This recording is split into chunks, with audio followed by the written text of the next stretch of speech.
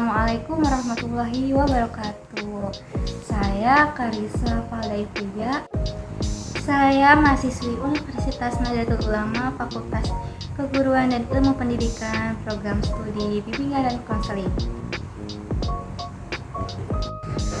Pada video ini saya akan mempresentasikan materi makalah saya untuk memenuhi ujian akhir semester mata kuliah Bimbingan dan Konseling Belajar yang diampu oleh Ibu Dewi Asia.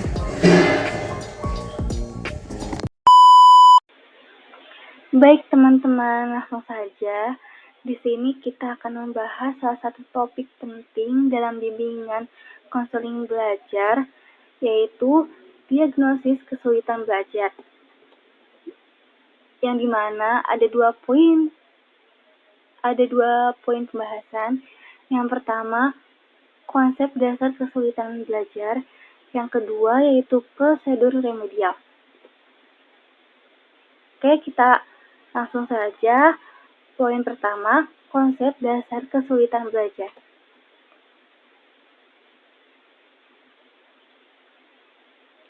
Di sini ada pengertian kesulitan belajar.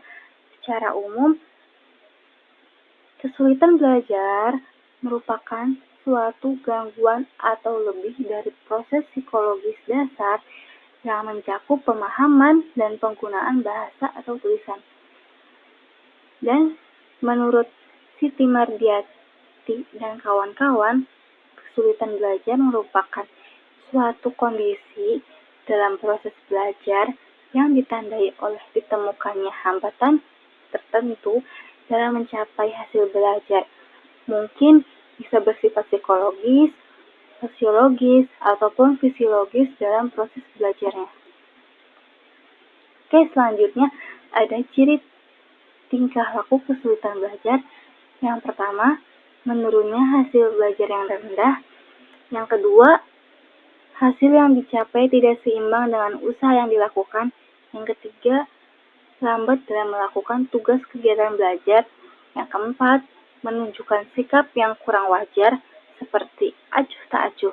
Yang kelima, menunjukkan tingkah laku yang berkelana. Dan yang terakhir, menunjukkan sikap emosional seperti pemurung dan mudah tersinggung. Oke, selanjutnya ada faktor yang mempengaruhi kesulitan belajar. Menurut Sahadel 2018 menjelaskan bahwa siswa yang mengalami kesulitan belajar terjadi dua faktor. Yang pertama, faktor internal, yaitu hal keadaan yang berasal dari dalam diri sendiri. Dan yang kedua, faktor eksternal, yang dimana hal atau keadaan yang datang dari luar diri siswa meliputi situasi dan kondisi lingkungan sekitar yang tidak mendukung kegiatan belajar.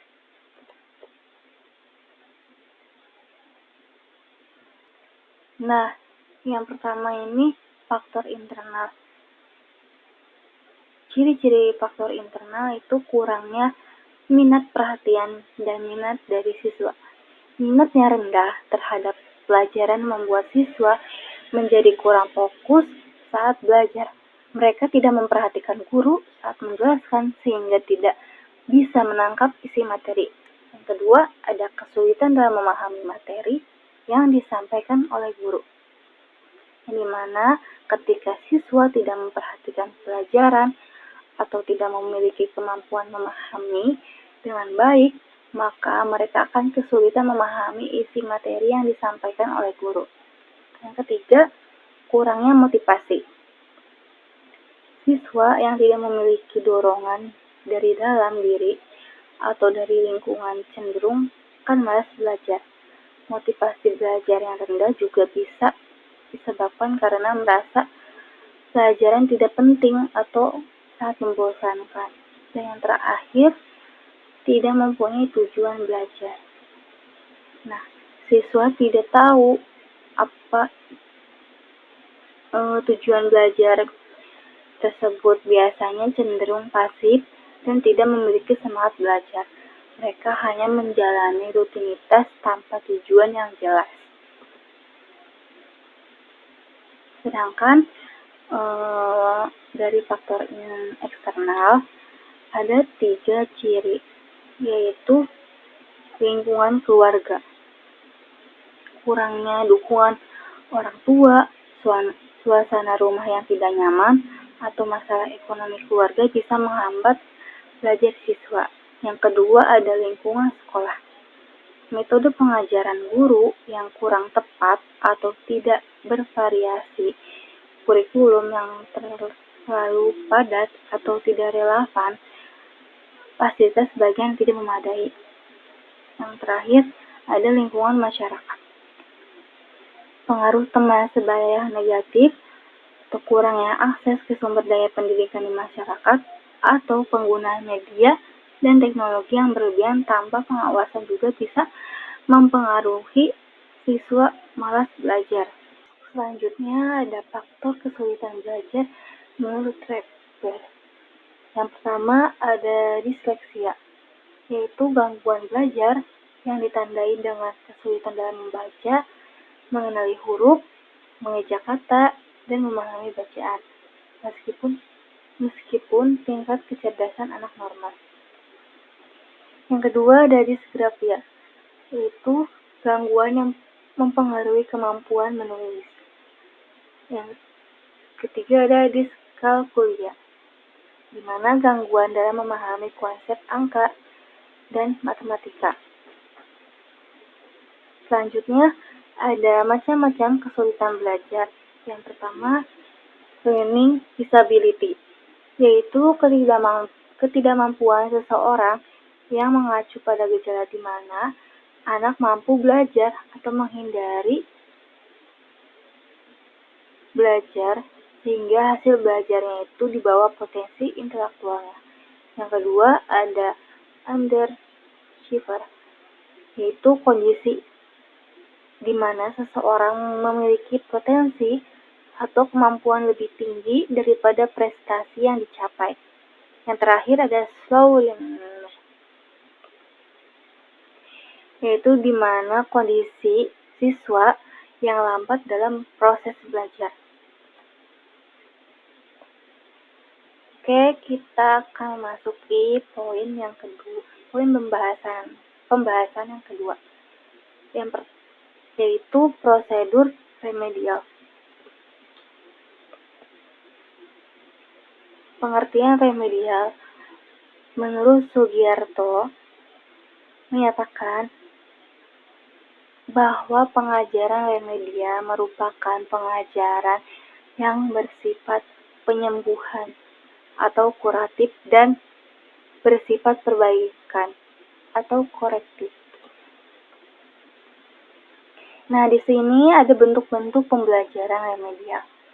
Yang pertama, mengajarkan kembali.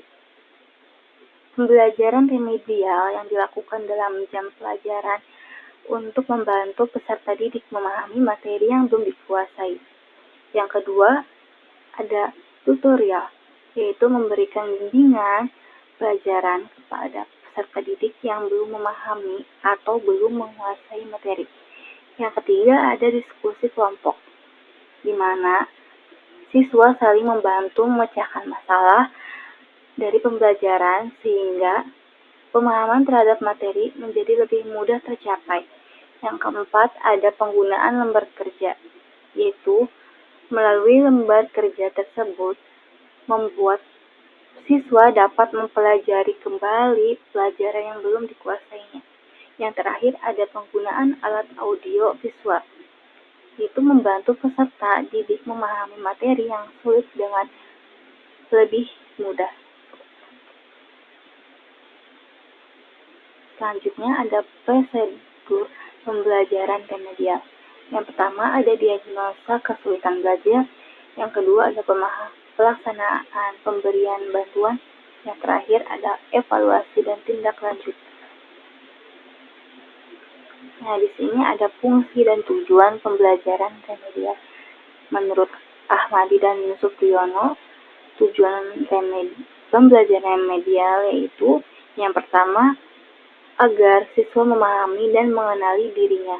Yang kedua, memperbaiki atau mengubah cara belajar ke arah yang lebih baik. Yang ketiga, memilih materi dan fasilitas belajar secara tepat untuk mengatasi kesulitan belajar. Yang ketiga, mengembangkan sikap-sikap dan kebiasaan baru yang dapat mendorong tercapainya hasil belajar yang baik. Yang terakhir, menyelesaikan dan melaksanakan tugas-tugas belajar yang diberikan kepadanya dengan baik dan benar. Kesimpulan dari materi diagnosa kesulitan belajar yaitu kesulitan belajar adalah hambatan yang dialami siswa dalam mencapai hasil belajar secara optimal, baik secara umum maupun khusus, pada bidang tertentu seperti membaca, menulis, dan berhitung. Penyebabnya dapat berasal dari faktor internal seperti kondisi fisik, emosi, motivasi, maupun faktor eksternal seperti lingkungan keluarga, metode pengajaran, lingkungan sekitar. Jenis kesulitan belajar meliputi learning disability, yaitu disleksia, disgrafia, diskalkulia, underachiever, yaitu potensi tinggi namun prestasi rendah. Yang ketiga, slow learner, yaitu lambat dalam memahami pelajaran. Untuk mengatasi kesulitan belajar bisa dilakukan dengan pembelajaran remedial, yaitu program khusus yang dirancang untuk membantu siswa mencapai kompetensi minimal melalui identifikasi masalah, perencanaan, pelaksanaan, dan evaluasi. Sebelum video ini berakhir, ada tips belajar yang efektif menurut saya. Yang pertama, buat jadwal belajar rutin, karena disiplin waktu itu sangat penting. Yang kedua, istirahat cukup dan konsumsi makanan yang bergizi. Yang ketiga, berdoa sebelum belajar dan sesudah belajar agar ilmu bermanfaat. Yang terakhir, belajar secara aktif, bukan sekadar membaca, tapi juga dipahami. Untuk teman-teman yang tertarik menjadi guru BK yang keren dan berdampak positif, jangan ragu untuk kuliah di Prodi BK UNU Cirebon. Sekian dari saya, kurang dan lebihnya mohon maaf. Terima kasih. Wassalamualaikum warahmatullahi wabarakatuh.